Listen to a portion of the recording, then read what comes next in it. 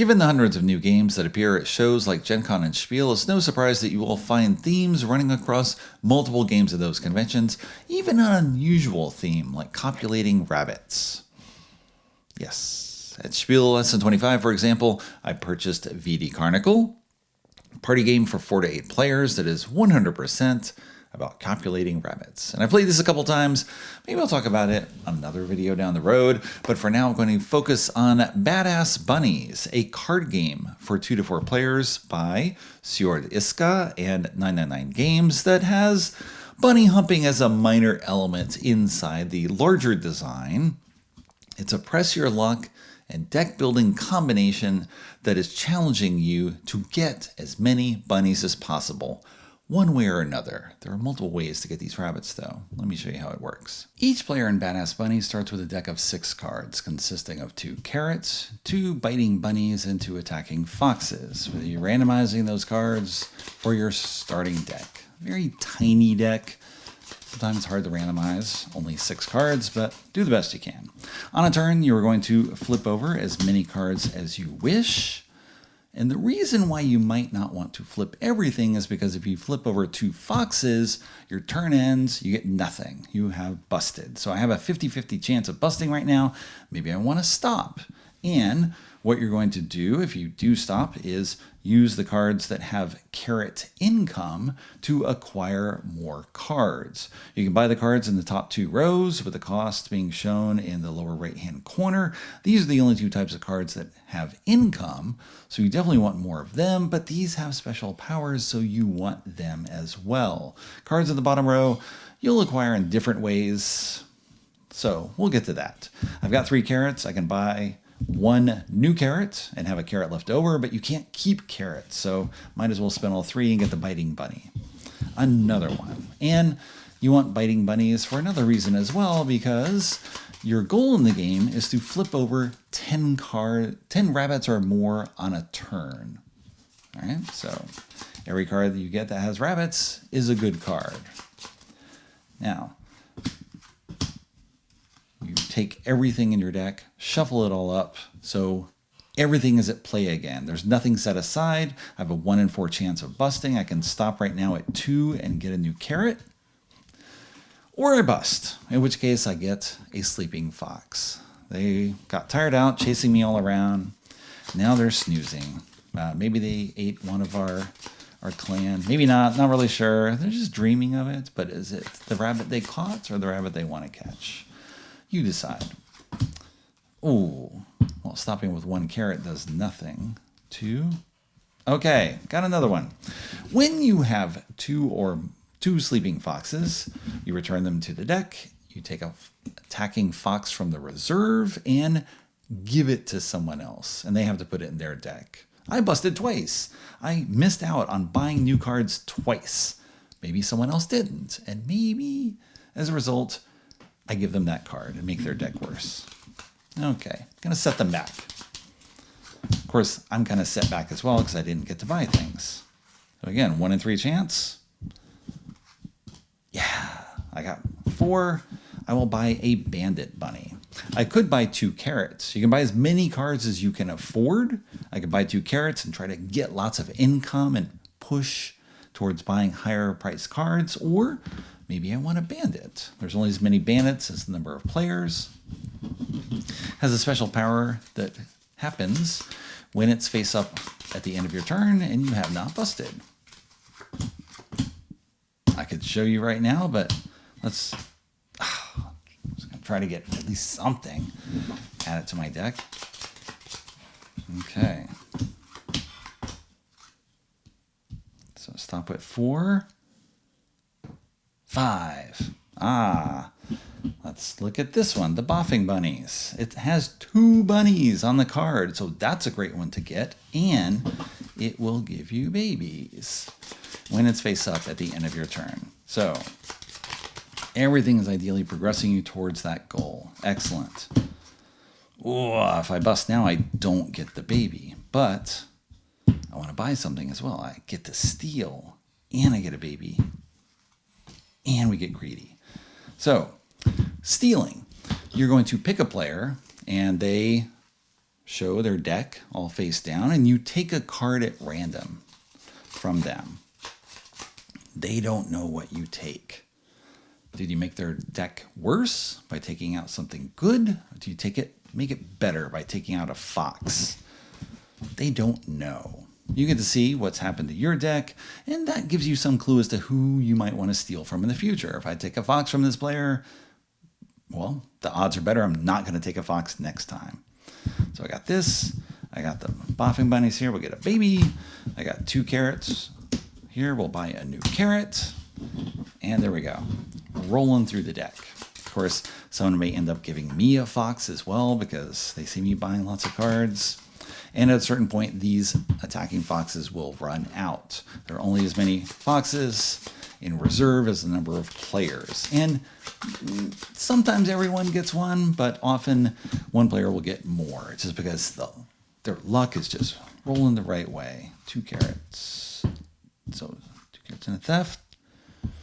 1, 2, 3, 4, and a theft. All right, so steal a card. Buy 2 carrots. I could buy another thief, but I want to boost my income. Now there's no more foxes in reserve, but you still have sleeping foxes over here, and they serve a different purpose now. So if I bust, am I going to get something good? I got to bust. I got 4. Got a baby. There we go. I bust again. I get a second one. Well, there's none to give, so it just sits here. But if I get a 3rd sleeping fox, then I return all those foxes, and I take a fox on my display, which I'm going to have because I just busted, and I give it to someone else. So I make my deck better, and theirs worse. Now, I busted 3 times to make that happen. That's not ideal, but it's better than nothing. Okay.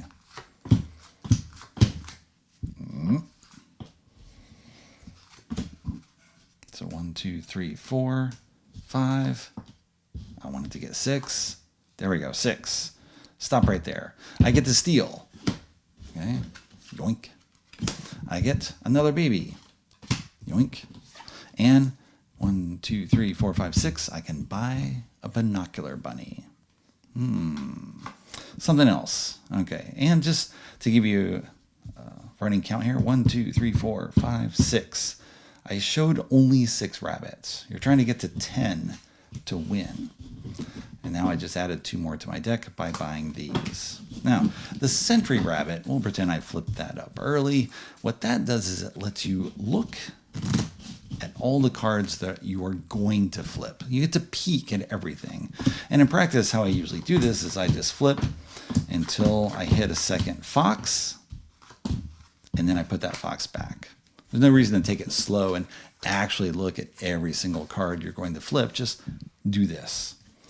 And I get a baby. 1, 2, 3, 4, 5, 6. I can buy another sentry. I can buy 2 3s because that adds 2 bunnies to my deck instead of only 1. Although the binocular bunny is very nice as well. 3, 4, 5, 6, 7, 8. So close. Maybe I just buy these. Okay, and then go again.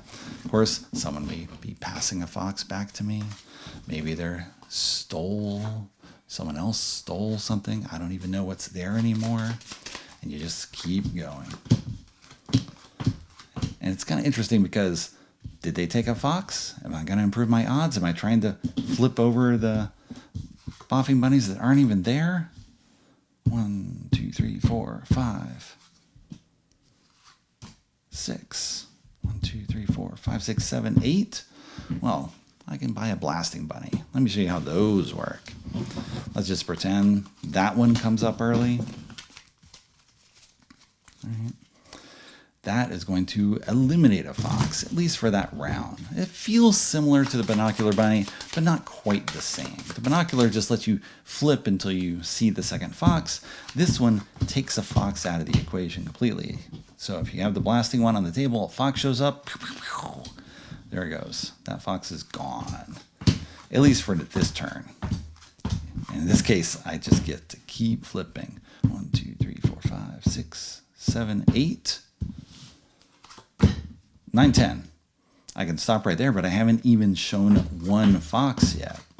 Maybe people stole them. I just randomly gave out almost every fox when I was just throwing cards away at random. If someone hits 10 rabbits, then you're going to complete the round. So everyone has had the same number of turns, and whoever has revealed the most bunnies wins. And in a tie, you remain tied. So you are racing to get those bunnies as quickly as possible and then show them off to win the game. I've played Badass Bunnies 12 times on our review copy from 999 Games, twice with 2 players and 5 times each with 3 and 4 players, with half of those plays coming at the recently concluded BGGCon 2025. I was happy to bring the game to the show so I can introduce it to more people because I doubt it's been seen much outside the Netherlands right now. This is the only edition available with Dutch, English, and French rules, and I'd like more people to find out about it, which is why I'm doing this video now.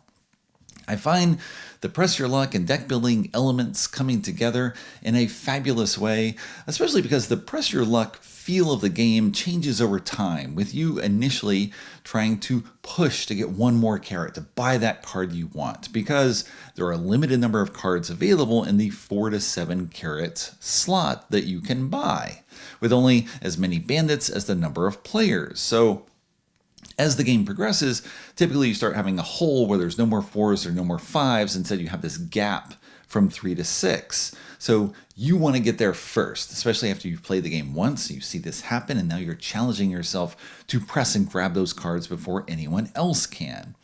And then as the game progresses, you're flipping over cards now to try to be the first to hit 10 bunnies, because that will trigger the end of the game. You're just racing to get there as quickly as you can. So you're still pressing your luck in the same way, just flipping over cards one by one, but the feel of it changes as the game progresses.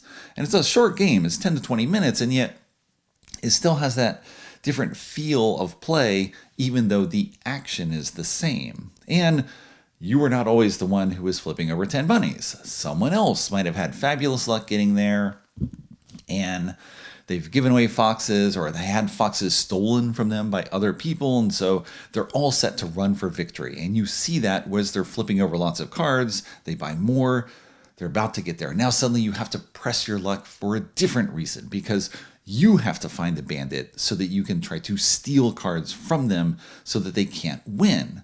And so you're pressing more, trying to get that. Or if you don't have any bandits, which is sometimes the case, you're pressing more so that you can buy more cards, and maybe you've got a shot at it in case they don't win on their next turn. Or you're sitting on 2 sleeping foxes and you're like, fine, I'll just keep going until I force myself to bust, and then I can give them a fox. That's the only way that I can find to slow them down. And not everyone will want to take that hit, but sometimes you just feel like, yes, we have to do this. They're going to win if we don't collectively try to stop them. And so you make that sacrifice, even though it actually is helpful for you to get rid of that fox. So it's kind of a mixed blessing there. All right, you wasted your turn, but the future looks better. At least you hope so. So the press your luck feel is constant, and yet why you're doing it changes. And so it gives a different tone to the play. The deck building works very much like a bag building game, because you shuffle everything together every turn and start from scratch. And I love that aspect of it because it eliminates some of the elements that appear in deck building games where you're getting down to the bottom of your deck, you know the final few cards, so you have a sense of what's waiting for you there. And I know I can flip over these 4 cards, there's no risk there, and then I shuffle everything and I start again. No, everything is new. And you might have those turns where you flip over 2 foxes on your first 2 cards, and that's it, you bust, you're done, that's it. And another time, you just flip over everything, which again is good. It changes, it has a wider range of experience with what you're doing. And as I mentioned in a few other videos recently, it's got a lottery feel for how it's going to play out. You're gonna bust early, you're gonna get lucky, you're gonna have some sort of range in the middle. And you have that feel because everything gets shuffled again, as in a bag building game. And you could imagine, speaking of bag building games, this would be like the Quacks of Quedlinburg card game, where you're getting ingredients and you're trying not to bust and you're pushing to get 10 of something as you're flipping all this over. And I am very glad this is not the Quacks of Quedlinburg card game. It's something else.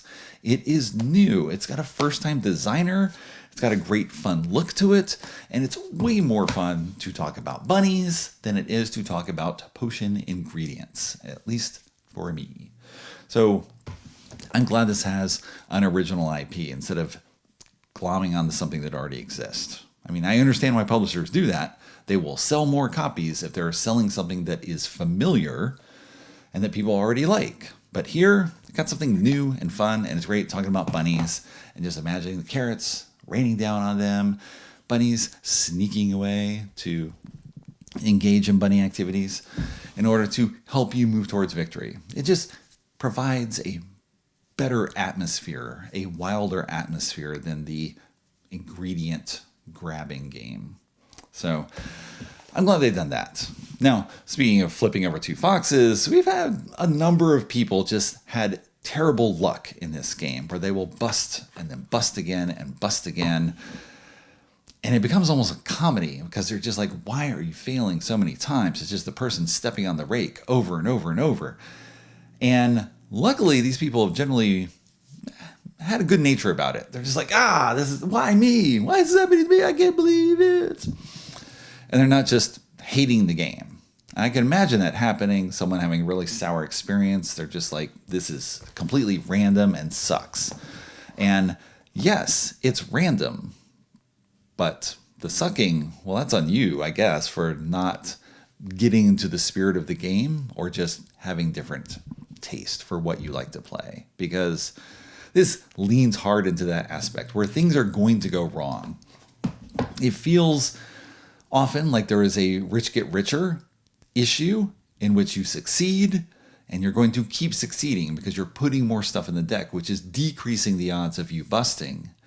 And yet, maybe you just take that to your advantage and don't press your luck as much. Ensure that you get something rather than trying for that little bit extra. Sometimes the busting's on you because you pressed it too far. You weren't satisfied to get what you wanted. And yet, that's the nature of the game. Is it challenging you to go further? And so you get to decide what you want to do. And sometimes you just get the bust that you can't help because it's fox, and that's it. So be it. I mean, if it's not for you, you know it's not for you, and you'll just move on to something else. But I've had a real blast playing this game and introducing it to people, even when I've been on the losing end of the stick. And depending on how the game plays out, that losing end, well, it's going to give you the chance to give other people foxes from your deck and then hurt the people who are doing well, right? That's the nice catch-up element there where foxes will slide generally to the people who are doing well because you want to take them down.